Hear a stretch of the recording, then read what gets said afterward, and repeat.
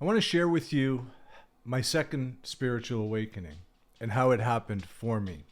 It was the one that I wasn't expecting and I didn't see coming.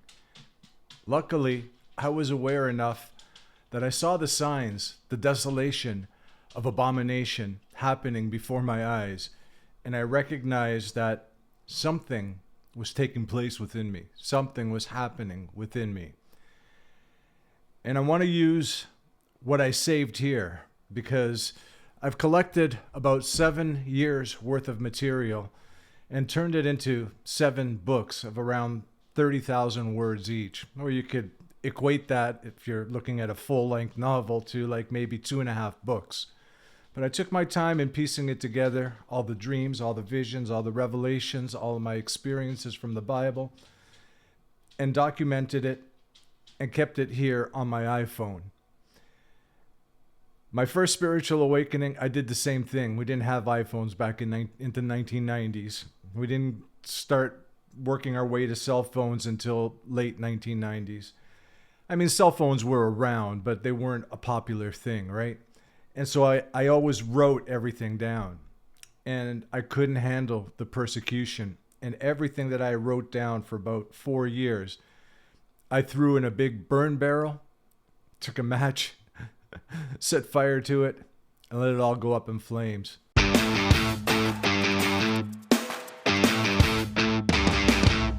However, this time around, when I saw things crumbling and falling away before my eyes, I started taking notes. It was 2017. It was the summer of 2017. I had just gone and visited with my parents. My sister and I had gone to Greece to visit with my parents. My mother was with her dramatic flair that, come, this is maybe the last time that you see us. And sure enough, for my father it was. My mother is still with us. But in 2017, in the summer of 2017, when I got back from Greece with my sister, my girlfriend at the time, the gal that I was with, wanted to take a trip to see her family. Her family lives in Hungary. So we agreed that she would go for a couple of weeks. That was the end of my relationship.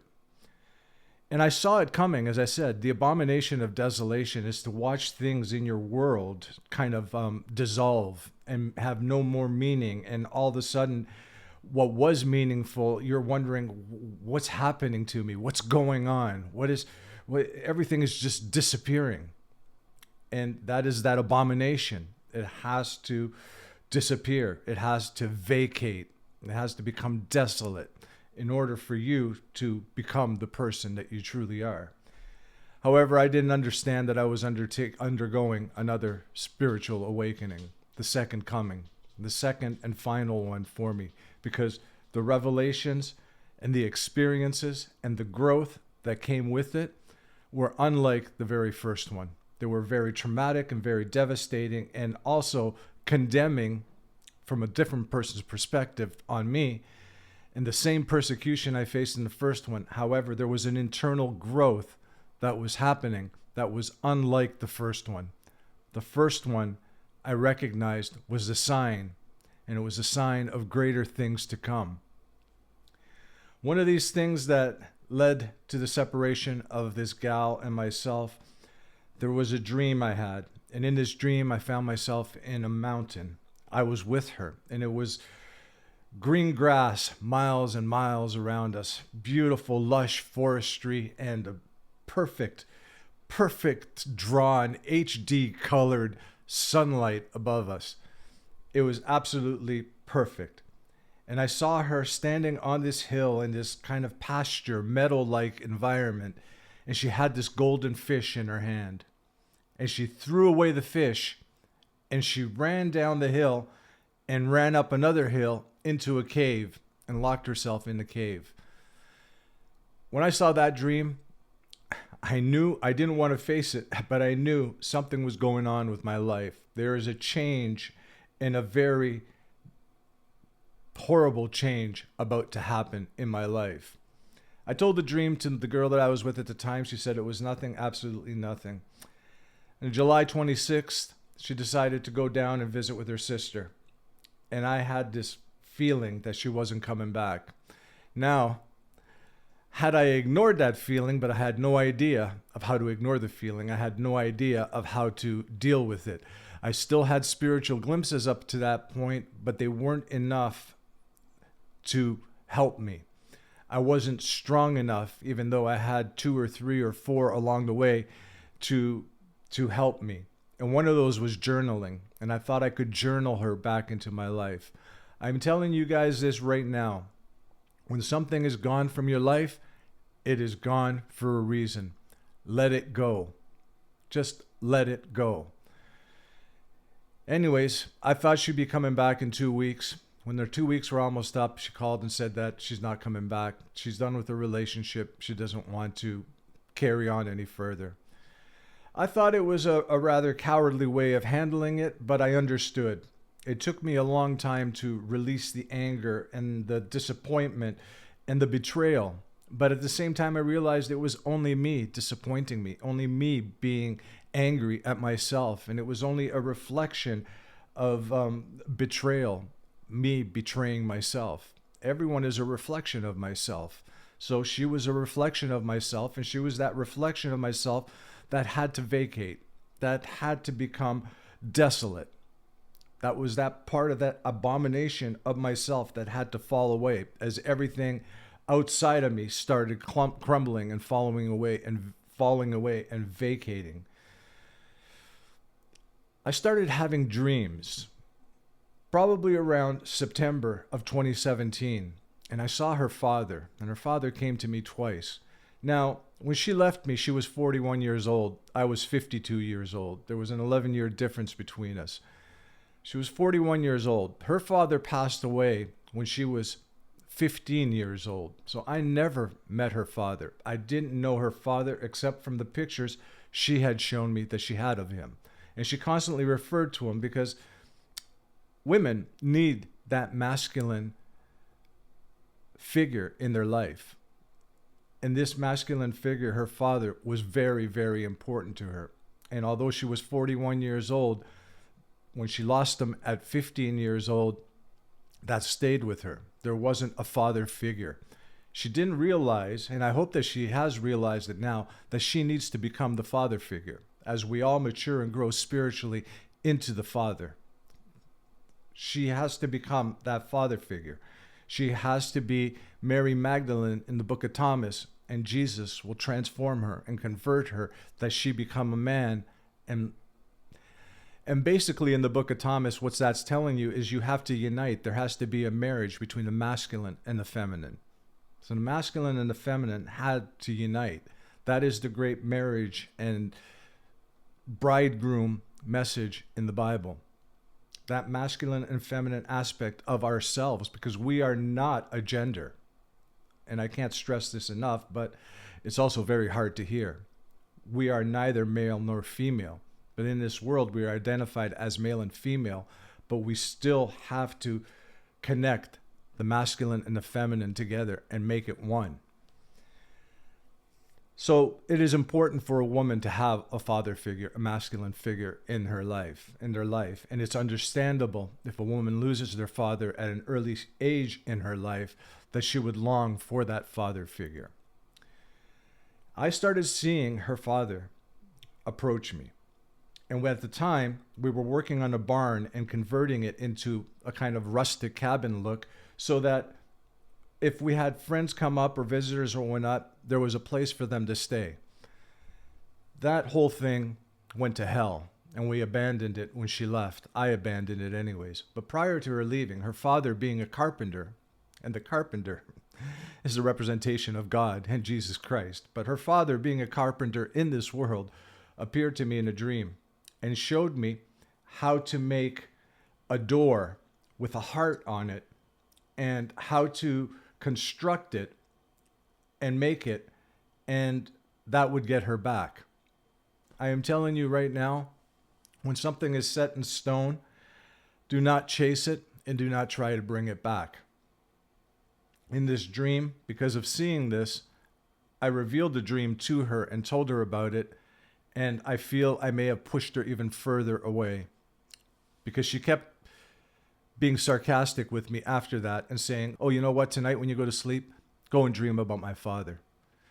And I felt attacked again. The persecution had started. The condemning me for the things that I'm saying and believing in was now again, once again, starting to bite me in the ass. I ignored it. I left it alone. But I thought through this dream that if I did make something with my limited carpentry skills, that I may win her back. And I decided to build in her favorite spot in the backyard where she liked to sit. I decided to build her a little barbecue hut that had a little futon in there, that had a sliding door that opened up, and she was able to sit next to the dogs while they sat next to her in their containment. And we couldn't have them outside running around in the yard because they would want to get into the neighbors' yards and kill the chickens and whatnot. So I thought by building her something with my limited carpentry skills, as I said, that I would win her back. And I didn't. And that's why I emphasize, do not chase something once it's gone. Look for something better to come out of it. Then I started having dreams around December of 2017, going into 2018. I started having dreams, and I didn't understand where these dreams were coming from. They would come in a row of threes. And in the first one, I found myself walking on a road that led to this gate. And when I got to the gate, I tried to open up the gate. And I couldn't open it. No matter how hard I tried, I couldn't open up the gate. And I was startled, awake, when I noticed that there was a black figure, a hooded black figure, standing next to me, floating in the air like a ghost. And when I saw this behind me, when my attention in the dream showed me this figure behind me, I got startled. I became afraid, terrified, and I ended up waking from this dream. About 2 or 3 days later, I had the same dream. Only this time, I'm more observant in the dream of the gates. And the gates are huge. They're from the ground to the stratosphere. They're massive. And they stretch from east to west. And they're made of wood. And there's a great big iron bar in front of them. This time, I came up to the gate again. And I tried to push the gate. I tried with that iron bar and nothing. And once again, there was a figure, a black hooded figure, no hands, no face, just standing there this time, not floating or hovering in the air, just standing there watching me. And I woke up and I wasn't as startled or afraid as the first time. Then, about a week after that, I had another dream. Same situation. I walked myself up to these gates. I looked at the gates. I observed them this time before trying to open them. Great big bar across them, black iron bar across them. They were from the bottom of the earth, from the ground of the earth, reaching the sky. And they stretched from east to west. And again, I thought I would try and open up the gates. This time, I noticed the black figure. It did have a hood, like my hoodie here. It did have a hood on it, but it was sitting on a lawn chair, watching me trying to force these doors open. It stood up, removed its hood, and I could see it was dressed in some kind of biblical war type of attire. All leather, with a leather belt across its chest, and just all black. And when it took off its hood and looked at me, it was me looking at myself. It smiled at me. I smiled at myself, I should say, and I woke up. I didn't understand where that dream was coming from. I had no idea. At that point, in December of 2017, going into January and February of 2018, I hadn't investigated the Bible since my first spiritual awakening. I had no idea what was happening. But in 2017, 2018, I wasn't looking for anything in the Bible. As a matter of fact, when I was trying to change myself, I hit the gym. I started listening to Law of Attraction tapes, and I was seeking out Law of Attraction teachers because I wanted to change my life. Part of me was still hoping to get the gal back, but I would learn soon enough after that let things go. Leave them alone. Don't bother chasing them. Something better is happening to you, you know? I started having more dreams where I was lifted up in the air and then thrusted down with such force and speed to the ground. And before I hit the ground, something grabbed me and settled me on the ground with my feet. Having other dreams of watching water from up high. I'd be up high in the air and I'd be watching the water, and all of a sudden I see this great commotion in the water, like some kind of sea monster was in the water. I didn't understand that. I started seeing aspects of myself with all sorts of hooks and fishing lines in me, in my nose, in my mouth, in my ears, in my body, in my arms, in my all over me. I didn't understand the dreams. I didn't get what was happening to me. At the same time, I was having other biblical dreams that I did recognize, that I did realize, that I did see were coming from the Bible. Most of them were coming from Samuel and the Psalms and David. I was experiencing David. And I'll tell that in another video where I had my experience with David. And it's a very supernatural and very kind of scary experience that I think a writer could really capitalize on it. And although once upon a time I did want to write myself all sorts of horror and supernatural fiction, I didn't chase that dream. That was a passion of mine to write and whatnot. But I think when I tell that story, someone with a creative mind could see the story in it and create something wonderful from it. And there's been many stories created like that when I tell it that are very similar and parallel to it. But I started having my experience with David. During my first spiritual awakening, I had 4 people from the Bible show up in my life that would remain with me throughout my life up until now. One of them was Job. Actually, I should start from the beginning with the Ancient of Days. It was the Ancient of Days. It was playing out the wrestling match with with Jacob, and also seeing the ladder of angels going up to the sky. And there was Jesus Christ, always in everything, from the old to the new, yesterday, today, and forever. And there was Job. And Job would be one of those things that would just stay with me for the rest of my life. And when I was having these dreams in my second spiritual awakening, I had no idea that they were coming from the book of Job. But I was writing down as the dreams were happening to me. And then later on, around the pandemic, during 2021, when we were in full lockdown, I used to take drives in the afternoon, and I would throw on an audiobook from YouTube and take 30, 40-minute drives. And one of those audiobooks in 2021 was Job. And it made the hairs on my hand stick up, because the dreams that I was having in 2017, 2018, and part of 2019 all came from the book of Job. And I want to share some of that with you here. This may be a long video. I'll try and do the whole thing here and show you my dreams. Now, this I called my experiencing Job through dreams. These are visions. These are revelations. Again, I need to put this out there. They can't be proven. It's me believing in me. This is the faith of what happened to me through the dreams and revelations given to me by God. My experiencing Job through dreams. Job 41:17. Canst thou fill his skin with barbed irons, or his head with fish spears? This was me. This was my dream. All the hooks, all the fish spears, all of that ripping through my body, tearing my body apart. Have the gates of death been opened unto thee, or hast thou seen the doors of the shadow of death? I've walked 3 times to the gates of death.